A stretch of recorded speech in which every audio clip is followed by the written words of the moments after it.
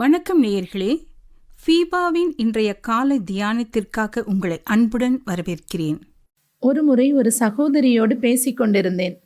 அவர்கள் மிகுந்த பயத்தோடு என்னிடம் பகிர்ந்து கொண்ட காரியம், என்னுடைய குடும்பத்திலே தலைமுறையாக என்னுடைய பெற்றோராக இருக்கட்டும், என்னோடு உடன் பிறந்தவர்களாக இருக்கட்டும், 50 வயதை கடக்கும் முன்பாகவே மரணத்தை பார்த்து விடுகிறார்கள்.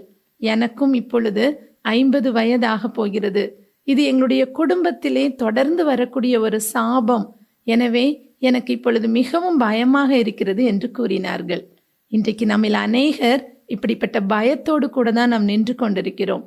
பரம்பரையாக எனக்கு குழந்தை இல்லை, பரம்பரையாக ஏதோ ஒரு வியாதி, சுகர், பிரஷர், கேன்சர், அநேகர் இதை போன்ற வார்த்தைகளை கூற கேட்கும் பொழுது கர்த்தருடைய வார்த்தையின் வெளிச்சம் நமக்கு தெரியாததினால், சிலுவையில் அவர் நம்முடைய சாபத்தை சுமந்து தீர்த்து விட்டார் என்ற சத்தியம் தெரியாததினால்தான் இந்த பயத்தினால் நாம் வஞ்சிக்கப்படுகிறோம். கலாத்தியர் 3வது அதிகாரம் 13வது வசனம் இவ்வாறாக கூறுகிறது: மரத்திலே தூக்கப்பட்ட எவனும் சபிக்கப்பட்டவன் என்று எழுதியிருக்கிறபடி கிறிஸ்து நமக்காக சாபமாகி நியாய பிரமாணத்தின் சாபத்திற்கு நம்மை நீங்களாக்கி மீட்டு கொண்டார்.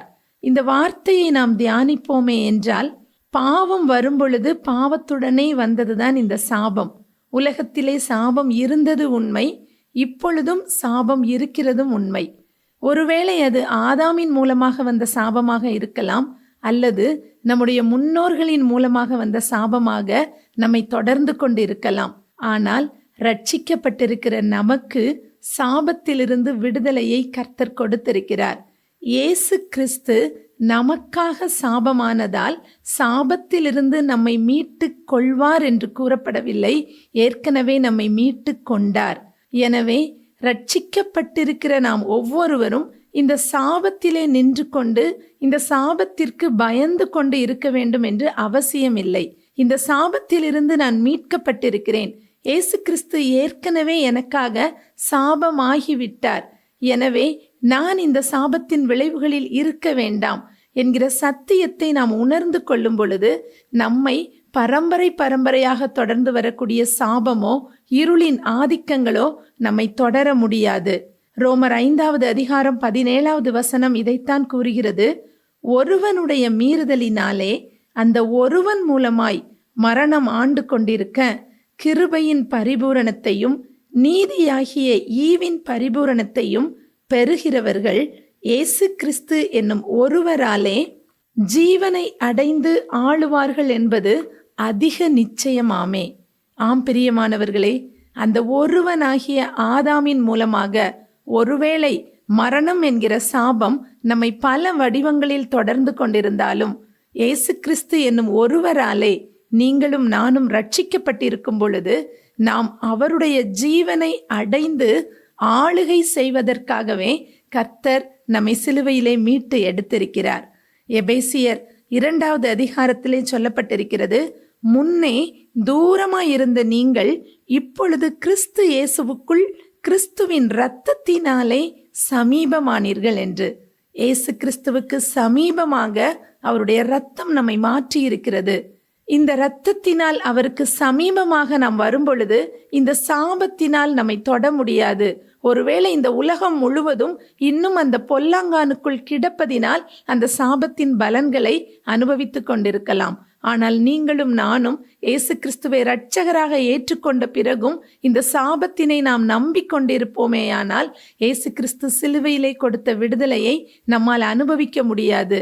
நம்முடைய குடும்பத்திற்கோ நம்முடைய தலைமுறைக்கோ நம்முடைய சரீரத்தையோ இந்த சாபத்தினால் தொட முடியாது என்கிற சுவிசேஷத்தை நாம் அறிந்து கொள்வதோடு மாத்திரமல்ல, அதை நாம் இருதயத்திலே விசுவாசித்து வாயிலை அறிக்கையிடும் பொழுது இந்த சாபத்திலிருந்து நாம் முற்றிலும் நீங்களாக்கி ரட்சிக்கப்படுகிறோம். சிலுவை என்று கூறினவுடனே நமக்கு அது ஒரு சாபத்தின் சின்னமாக தான் தெரிகிறது, அது ஒரு தோல்வியின் சின்னமாகவும் தெரிகிறது. ஆனால் சத்தியத்தின்படி நாம் பார்த்தால் நம்முடைய சாபத்தை சுமந்து தீர்த்த சின்னம்தான் சிலுவை. இந்த சிலுவைக்கு பின்பாக, இயேசு கிறிஸ்துவின் சிலுவையின் மரணத்திற்கு பின்பாக உங்களையும் என்னையும் சாபத்திலிருந்து தேவன் மீட்டு எடுத்து கொண்டிருக்கிறார்.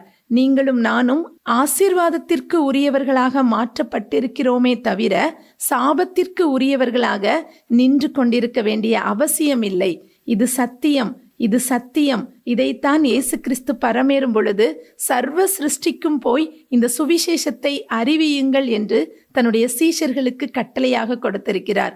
நோயிலிருந்து விடுதலை, தரித்திரத்திலிருந்து விடுதலை, சிறையிலிருந்து விடுதலை, சாபத்திலிருந்து விடுதலை, பிசாசின் பிடியிலிருந்து விடுதலை, இருளின் அதிகாரத்திலிருந்து விடுதலை, இத்தனையையும் அவர் தன்னுடைய சிலுவை மரணத்திலே நமக்காக சம்பாதித்து தந்திருக்கிறார். இதை நாம் விசுவாசித்து சுதந்தரிக்க வேண்டிய இடத்தில்தான் நாம் நின்று கொண்டிருக்கிறோம். கர்த்தர் தாமே இப்படிப்பட்ட கிருபைகளுக்குள் நம்மை வழி நடத்துவாராக.